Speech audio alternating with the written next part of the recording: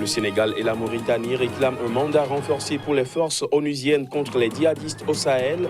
La France demande l'implication des États d'Afrique de l'Ouest. C'était lors du Forum international sur la paix et la sécurité à Dakar. Au Niger, après l'arrestation du principal opposant Hama Amadou, après son retour au pays le 14 novembre dernier, les réactions fusent de partout. Réaction des habitants de Niamey dans cette édition. Et puis en Afrique du Sud, le gouvernement a annoncé la nomination d'André de Ruyter, un spécialiste du secteur pétrochimique, pour diriger et tenter de redresser le géant public de l'électricité Eskom au bord du gouffre. Voilà pour les titres. Bonsoir à tous. Au Sénégal, où s'est tenue la 6e édition du Forum international sur la paix et la sécurité en Afrique, les présidents mauritaniens Mohamed Ould Cheikh El Ghazouani et sénégalais Macky Sall ont réclamé un mandat renforcé pour les forces combattant la progression djihadiste au Sahel. Le Premier ministre français Édouard Philippe, qui a également participé à cette rencontre, exhorte à ne laisser aucune chance aux groupes djihadistes dans la région. Reportage. À l'ouverture de la 6e édition du Forum international sur la paix et la sécurité, qui réunissait responsables étrangers et experts lundi à Diamniadio, près de Dakar au Sénégal, le président Macky Sall a estimé qu'il faut un mandat robuste à la force de l'ONU au Mali MINUSMA afin de freiner la progression des djihadistes au Sahel. Le chef de l'État sénégalais a directement appelé la Chine et la Russie au Conseil de sécurité de l'ONU à permettre que soit décerné un tel mandat. La paix, la sécurité et la stabilité du Sahel sont partie intégrante de la paix, de la sécurité et de la stabilité du monde. En conséquence, combattre le terrorisme au Sahel est à la fois un devoir de solidarité et un impératif de sécurité collective. Même discours côté mauritanien, le président Mohamed Ould Cheikh El Ghazouani a indiqué que l'ONU doit se réformer dans sa politique de maintien de la paix, qui n'est pas en adéquation avec les enjeux sécuritaires au Sahel. L'ONU doit se réformer, non seulement au niveau de la composition des membres permanents du Conseil de sécurité, mais également dans sa politique de maintien de la paix, qui n'est pas en adéquation avec les enjeux du terrorisme d'aujourd'hui. Le Premier ministre français Édouard Philippe, qui a également pris part à cette rencontre de Dakar, a pour sa part exhorté à ne laisser aucune chance aux groupes djihadistes dans le Sahel, demandant l'implication de tous les États d'Afrique de l'Ouest. Une chose est certaine, les groupes djihadistes profiteront, dès qu'ils le pourront, de nos faiblesses, de nos manques de coordination ou de nos insuffisances en termes de moyens, d'engagement ou de formation. Nous ne devons donc leur laisser aucune chance, aucune prise. Ce 6e Forum international sur la paix et la sécurité en Afrique s'est tenu dans un contexte sécuritaire dégradé ces derniers mois au Sahel.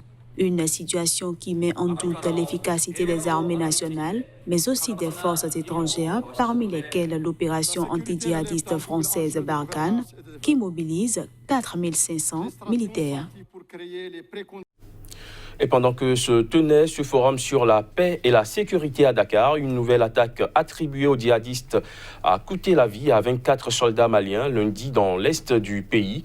Un bilan confirmé par l'armée malienne. Voici les détails.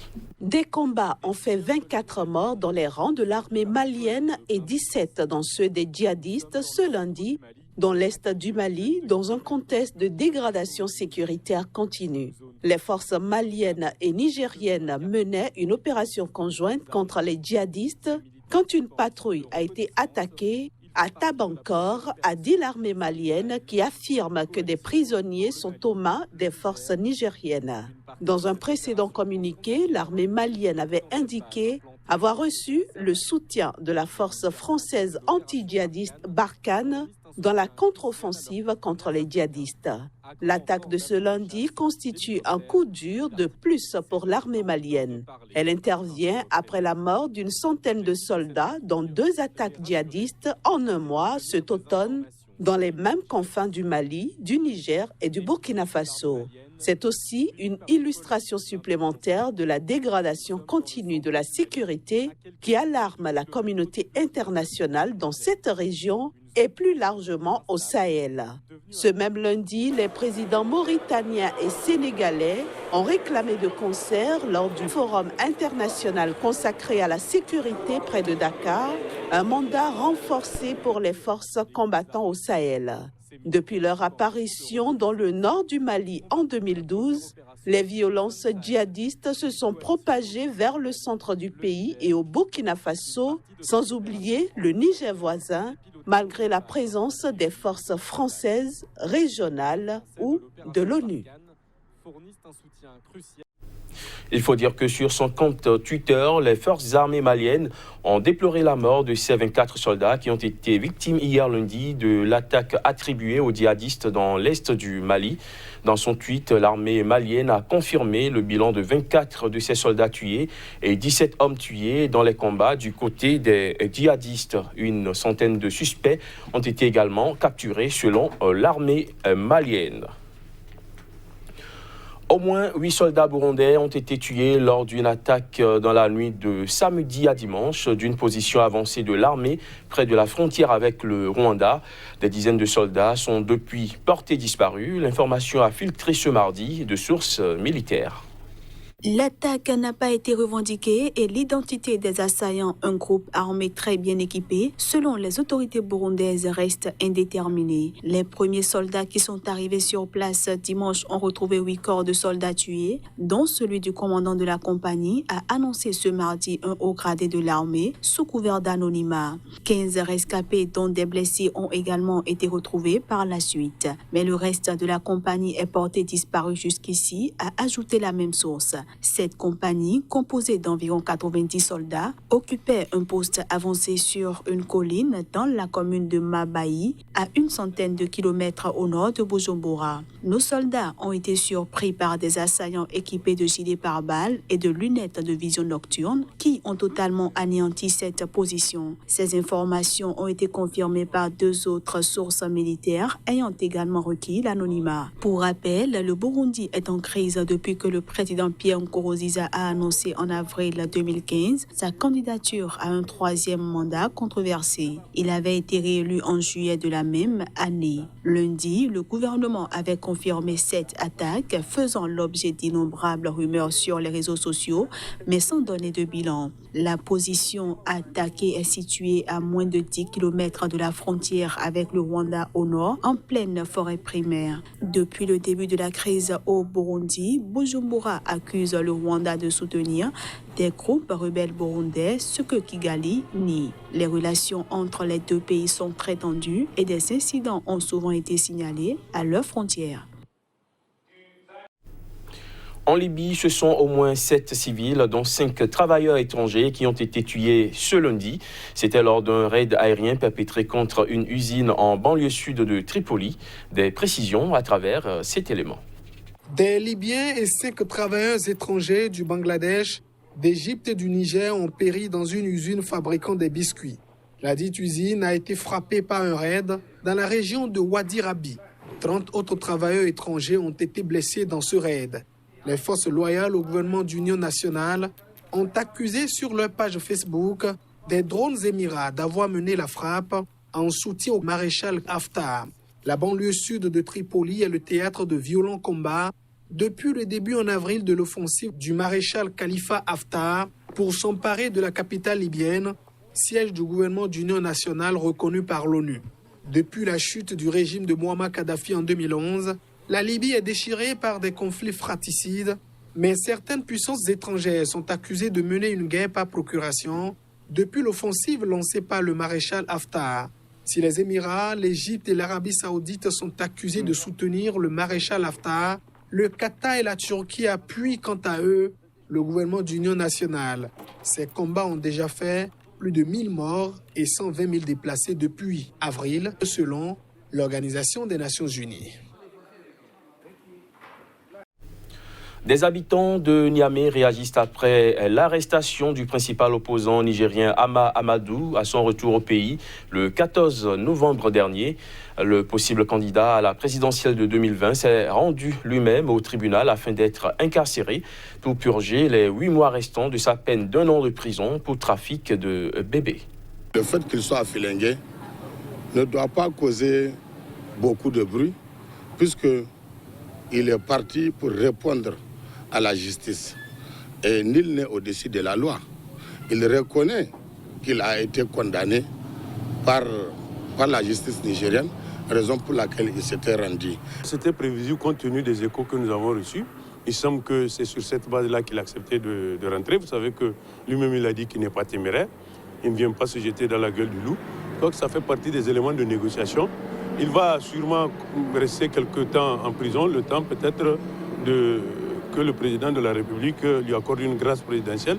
Si on se rend compte que les conditions d'incarcération de Hama sont allégées, qu'il serait peut-être dans cette prison-là presque en résidence surveillée, je pense que cela peut donner du tonus au dialogue qui est en cours. Il faut quand même relever que seule l'amnistie pourra permettre à M. Hama Amadou justement de se présenter aux élections. Si jamais il bénéficie de la grâce présidentielle dans le contexte actuel, il ne peut qu'avoir la dispense de la peine, il peut sortir de la prison, mais pour autant, cette condamnation reste. Elle peut être inscrite ou elle sera inscrite dans son casier judiciaire, alors que s'il s'agit d'une loi amnistie qui serait votée par l'Assemblée nationale, je pense que les faits seront totalement effacés. En Afrique du Sud, le gouvernement a annoncé la nomination d'André de Ruyter, un spécialiste du secteur pétrochimique, pour diriger et tenter de redresser le géant public de l'électricité Eskom. L'entreprise publique qui fournit 95% de l'électricité produite dans le pays est au bord du gouffre pour cause de mauvaise gestion et de dettes abyssales. Les images.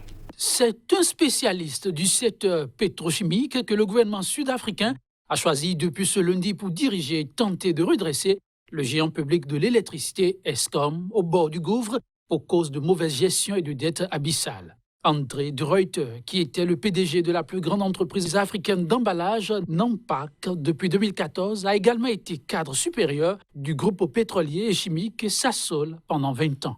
Dans un communiqué qu'il a rendu public, le ministère sud-africain des entreprises publiques a estimé qu'André de Ruyter est un PDG expérimenté doté d'une large expérience en matière de création et de gestion d'entreprises à haute performance. Eskom, qui fournit 95% de l'électricité produite dans le pays, coule sous la dette de 26 milliards d'euros malgré plusieurs plans de sauvetage de l'État qui a injecté en 3 ans 7,8 milliards d'euros. En juillet, l'entreprise avait annoncé une perte nette record de 1,27 milliard d'euros pour l'exercice annuel clos en mars. Depuis le début de l'année, l'entreprise a été contrainte de procéder à de nombreuses coupures de courant. Les agences de notation ont prévenu que la dette d'Eskom pourrait entraîner une dégradation de la note financière de l'Afrique du Sud et compliquer la tâche au président Cyril Ramaphosa, qui s'est engagé à relancer l'économie. En Côte d'Ivoire, quelques 5000 étudiants de l'université Félix Houphouët-Boigny d'Abidjan qui manifestent régulièrement leur mécontentement ne sont toujours pas inscrits, ceci malgré une décision gouvernementale les concernant. Voici les détails.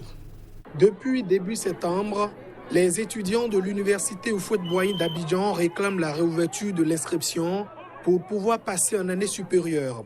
Au nombre de 5000, ils sont menacés d'exclusion parce qu'ils n'ont pas pu s'inscrire dans les délais indiqués par la scolarité centrale de l'université 3. Face à cette situation, ils avaient été reçus le 29 septembre par le ministre de l'Enseignement supérieur qui avait fait passer ce dossier en Conseil des ministres. La décision du ministre a été donnée le même jour, mais malgré cet accord, les étudiants ne sont toujours pas inscrits. En ce moment, ça bloque au niveau de l'université, mais la décision que j'ai prise est conforme avec l'orientation voulue par le président de la République.